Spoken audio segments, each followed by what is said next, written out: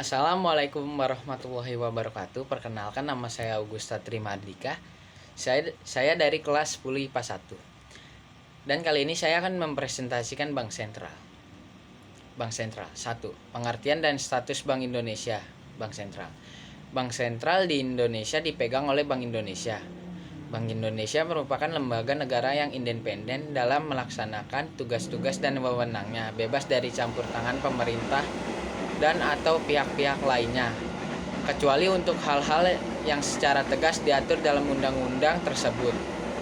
Untuk memperjelas pemahamanmu tentang hubungan antara Bank Indonesia dan pemerintah, kamu perlu memperhatikan Undang-Undang Nomor 3 Tahun 2004, antara lain memuat sebagai berikut. 1.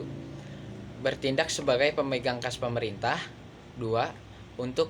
Untuk dan atas nama pemerintah, Bank Indonesia dapat menerima pinjaman dari luar negeri, menata usahakan serta menyelesaikan tagihan dan kewajiban keuangan pemerintah terhadap pihak luar negeri. 3.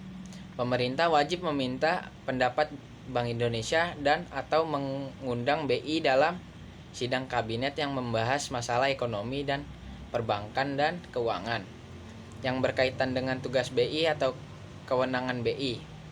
4. Memberikan pendapat dan pertimbangan kepada pemerintah mengenai rancangan APBN. 5. Dalam hal pemerintah menerbitkan surat-surat utang negara, pemerintah wajib terlebih dahulu berkonsultasi dengan BI, dan pemerintah juga wajib terlebih dahulu berkonsultasi dengan DPR. 6. Bank Indonesia dapat membantu penerbitan surat-surat utang negara yang diterbitkan oleh pemerintah. 7. Bank Indonesia dilarang memberikan kredit kepada pemerintah. Selanjutnya, hubungan antara Bank Indonesia dan dunia internasional antara lain sebagai berikut. 1. Dapat melakukan kerjasama dengan bank sentral negara lain dan organisasi atau lembaga internasional. 2.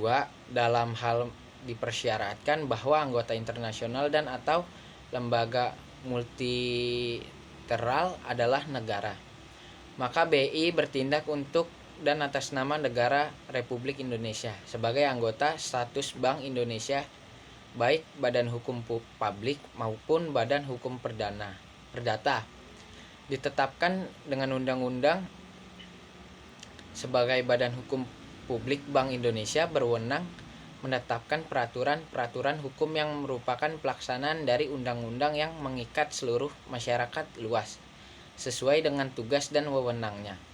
Sebagai badan hukum perdata, Bank Indonesia dapat bertindak untuk dan atas nama sendiri di dalam maupun di luar pengadilan.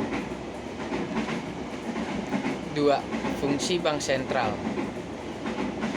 Bank Indonesia dapat berfungsi sebagai lender of the last resort dengan memberikan kredit atau pembiayaan kepada bank yang mengalami kesulitan likuiditas jangka pendek maksimal 90 hari. Bank penerima pinjaman wajib menyediakan anggunan yang berkualitas tinggi dengan nilai minimal sama dengan jumlah pinjaman.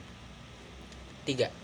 Wewenang, tugas, dan tujuan Bank Indonesia. Bank Indonesia mempunyai otonomi penuh dalam merumuskan dan melaksanakan setiap tugas dan wewenangnya sebagaimana ditentukan dalam undang-undang tersebut. 4. Independensi Bank Indonesia. Disebutkan dalam Undang-Undang Nomor 3 Tahun 2004 bahwa untuk mendukung terwujudnya pembangunan nasional yang berkesinambungan dan sejalan tantangan perkembangan serta pembangunan ekonomi yang semakin sulit, sistem keuangan yang semakin maju, serta perekonomian internasional yang semakin kompetitif dan terintegrasi, maka kebijakan moneter harus dititikberatkan pada upaya untuk memelihara stabilitas nilai rupiah. Sehubungan itu perlu dilaksanakan prinsip keseimbangan antara independensi Bank Indonesia dalam melaksanakan tugas dan wewenangnya. 5. Organisasi Bank Sentral. Setiap organisasi sangat penting memiliki struktur organisasi yang akan menggambarkan secara sistematis tugas dan tanggung jawab setiap orang yang memegang jabatan dalam organisasi tersebut. 6.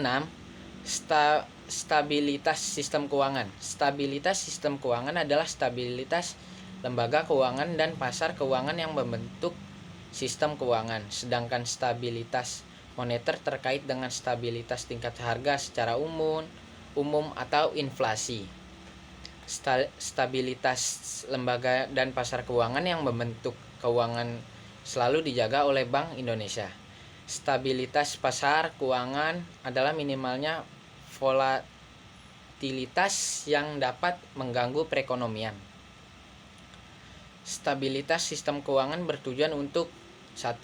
Menciptakan lingkungan yang lebih mendukung bagi deposan dan investor. 2. Meningkatkan efisiensi intermediasi keuangan. 3. Meningkatkan fungsi pasar keuangan dan memperbaiki alokasi sumber daya. 4.